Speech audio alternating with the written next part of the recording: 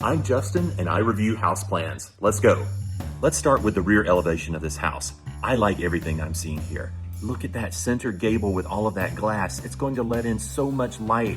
I love that it's a 2-level patio. You've got the upstairs part with the glass railing, so you can sit up there and have that lounge effect. Now onto the interior. Starting at the front door, I love the covered porch that allows your guests to get in and out of the snow or the rain. You walk in and see straight through the great room, through that vaulted ceiling and that big peak on the back of the house.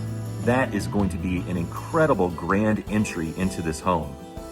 Let's turn right first. We have the powder room. Perfect, makes a lot of sense. We have a coat closet. Check, so glad that's there. I love how the coat closet is adjacent to the mudroom coming in off of the garage, so you can knock those boots off and put on your clean shoes and get on into the house. Off of the mudroom, we have the eating nook. Not so sure about an eating nook when you have that beautiful dining room space right there. That implies that it has a fireplace.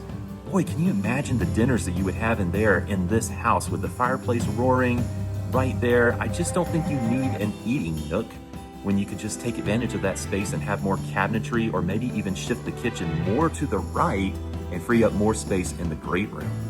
I love the proximity of the screen porch right off of the kitchen.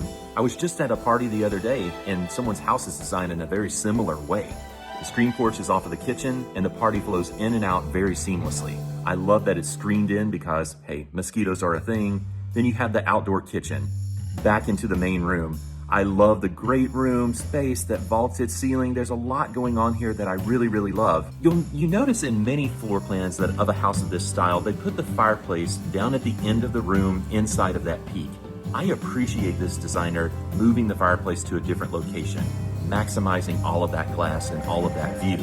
What an interesting split floor plan going on right off of the foyer and going down to the hallway with the bedrooms. It looks like you go up about 4 or 5 steps and then you have your first bedroom, which has its own ensuite in a Jack and Jill format. Then you have the primary bedroom down on the bottom left of this floor plan. I am struggling with all of the bedrooms being clustered in one space. When I look at a floor plan like this, I think put all of the guest rooms downstairs. If you need an elevator, there's room for an elevator.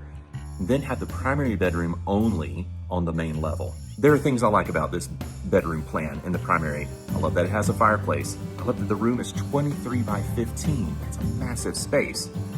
It's interesting how they did the closets behind the headboard of the bed. That's actually a very clever use of space. I don't hate it. The primary bath is a good size. I think you've got plenty of room for both of the vanities. That's a nice separation between the two. They've included a tub.